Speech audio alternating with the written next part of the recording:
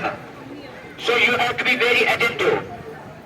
First of all, the first and foremost thing that I have observed since joining my school is that you have been completely lacking in the aspects of discipline and manners. There is no doubt that you are well accomplished, that you are undoubtedly talented, you have got a lot of potential. But it doesn't mean that on the basis of your potential, you will just consider yourself to be educated. Education and knowledge, they are completely different things. You have to remember this. But unfortunately, you are just after the completion of syllabus and you take teachers just as instructors responsible for completing the syllabus. And then you are over with the syllabus and the teacher has his own lead and you have your own. But it is not like that. As you might have seen, you might have heard that even the dog had a lot of knowledge. But he respected one thing, that was humility and respect. And you knew the consequences of him. He was completely condemned by Almighty Allah. It shows that character and good manners, they are equally important as the knowledge is. So, it is very important to cultivate in yourself the values of good manners, respect for the teachers, and the realization that whatever you are, it is because of the presence of the teachers. But I have seen most of the students, they are not even giving the teachers upon their confrontation with them. They completely tend to ignore the teachers as if they don't know even him. I don't think this kind of education will help you in any way. You have to remember that education is not all about gaining knowledge, gaining the mechanical practice. Gaining knowledge. It is all about building your moral character. It is all about developing the values in yourselves. It is all about developing the respect for the teachers. Because whatever you are being able to write, you are being able to understand, you are being able to read anything. It is because of the great and noble efforts of the teachers.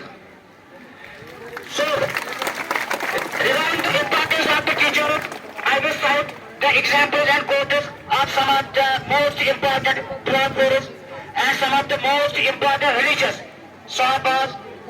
I will cite the example of one of the most cited examples in this context. And that is none other than Hazrat Ali radiallahu anhu's quote. He had said that if the teacher had taught me even a single letter, the teacher has made me his servant for his lifetime. Now it is up to the teacher whether he will set me free or whether he will keep me his servant for lifetime. This quote illustrates the importance of the teacher for the students. But you have just been obsessed with the academic marks, with the completion of syllabus, and you think this is the real education. But it is your delusion. It is not the education that you are being involved in. You have to change your thinking. You have to first cultivate the manners. Manners are more important than education. As Aristotle has said in this aspect, educating the mind without educating the heart is not education at all. But you have been completely conditioned into thinking that going to school, putting the mind by the mechanical practice, filling it with wooden and mechanical practice, and that is all education. It is not education. It will be considered just a way of earning income. The way you teach, the way you take education, it is not like that. Education is meant to mold you into something which will be very beneficial for the society. Education is completely based on the molding of you into something which are ethically, culturally, intellectually very good. And you have to serve for the society by gaining the education. But unfortunately, when you are completely yourself oblivious to the effect of the education, what can you contribute to the society?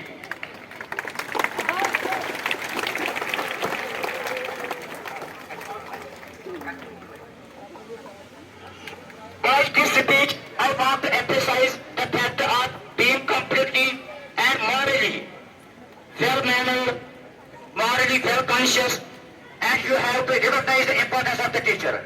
Teacher is not just like the instructor. Teacher is not just like the one. I have seen most of the students, they are completely devoid of such values. They are just thinking themselves educated. When the fact is that they have nothing to do with education. They are knowledgeable, they are literate. But to consider them to be educated, I don't think it is like that. Because education has the relation with the moral and moral development, which is completely lacking in almost all of you. However, some are found to be good.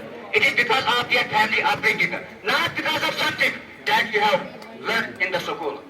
That is why a philosopher said that only are supported today, but few are educated. But the main purpose of education is to make you morally, intellectually, and ethically positive, so that you will become a role model for others to follow.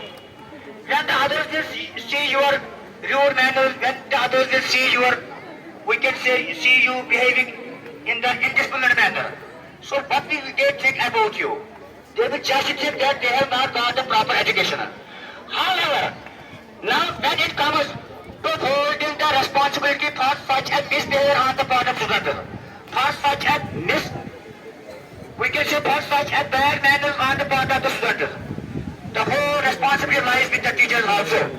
When the teachers are completely devoid of such values themselves, how can they inculcate those things into the students? So with these lines, I expect you to inculcate in you the humanity, respect, and particularly the moral values which are absolutely necessary nowadays.